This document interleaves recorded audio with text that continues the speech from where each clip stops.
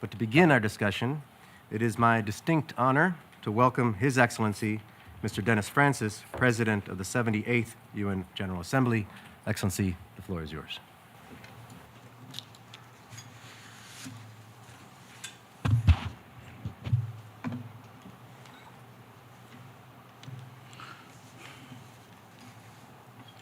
Thank you. Your Excellency, Jonatan Vseviov, Secretary General of the Foreign Ministry of Estonia, Dr. Adam Lupel, Vice President and Chief Operating Officer at the International Peace Institute, Under Secretary General Guy Ryder, Excellencies, dear colleagues, ladies and gentlemen. Thank you to the organizers, the Permanent Missions of Estonia, Guyana, Kenya, and Saint Vincent and the Grenadines, in cooperation with the International Peace Institute, for creating this invaluable opportunity to engage in a dialogue of such significant proportion. Today we find ourselves at a critical juncture where the ability of the United Nations to uphold its foundational mission is increasingly being tested and called into question, including by the people we are here to serve.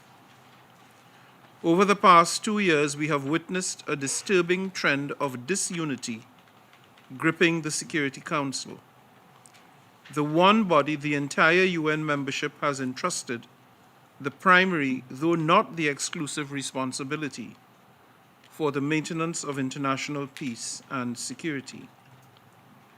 We have recently seen a permanent member of the Security Council violate a fundamental principle of the UN Charter, the prohibition of the use of force, which of course is a matter of great concern. We have seen the wanton flouting of international humanitarian law in the Gaza Strip, in Ukraine, Sudan, Myanmar, and in other places, with catastrophic consequences for innocent civilians. Ignoring these and other atrocities is not a viable option and goes against both our organization's core principles and purposes. These and many other wars and conflicts around the world only serve as a stark reminder of the urgent need for concrete action and measures that will make a tangible difference in the lives of those, the non-combatants caught in the crossfire, while steadfastly rejecting the normalization of international law violations. To this end, there is no substitute for a strengthened UN-led multilateral system in which all member states uphold and honor their commitments under the Charter, and where the principle of sovereign equality of states entails a meaningful role for small states. Excellencies, despite the foregoing turmoil, I remain undeterred. There is hope, and I dare say promise, for the future of multilateralism. Indeed, in the face of the extant deadlock in the Security Council, the General Assembly has sought to fill the void in terms of decision-making within its competence, and in the case of 11 emergency special sessions, demonstrated that purposive collective action is not only imperative, but that it is, in fact, achievable. Since the onslaught of the aggression against Ukraine, the General Assembly has adopted 6 resolutions condemning the aggression and calling for the immediate withdrawal of Russian forces. And through its 2 resolutions relating to the escalation of violence in Gaza, the Assembly also called for an immediate humanitarian ceasefire and demanded unhindered access to humanitarian aid and the release of all hostages.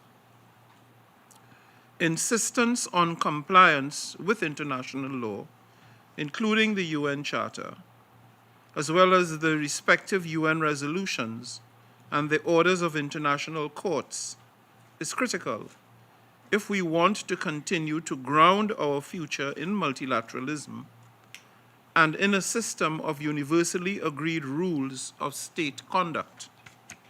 This is especially true for small states, for whom international law and the United Nations as an institution is the primary tool of defense and protection. But we must ask ourselves, how can the Assembly, the paramount deliberative policy-making and most representative body within the organization, better galvanize action to preserve international peace and security?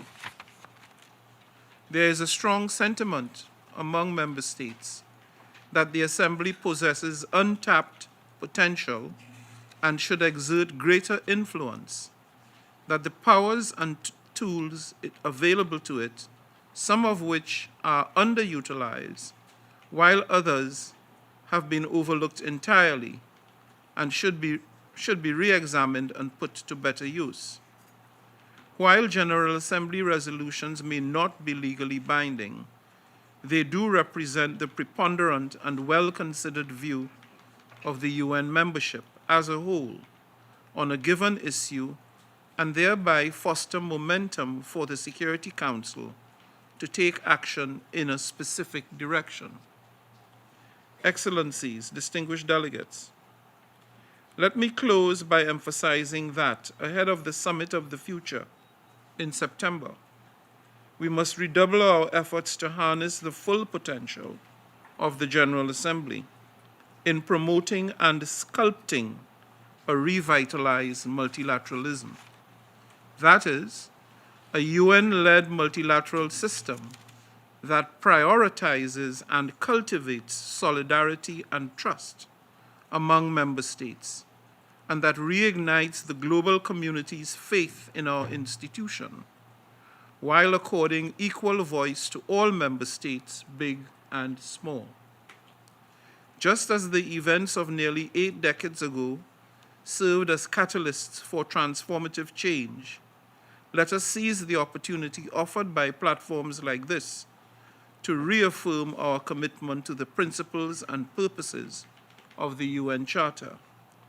Together we can build a brighter future for generations to come, where peace, justice, and prosperity prevail for all. I thank you.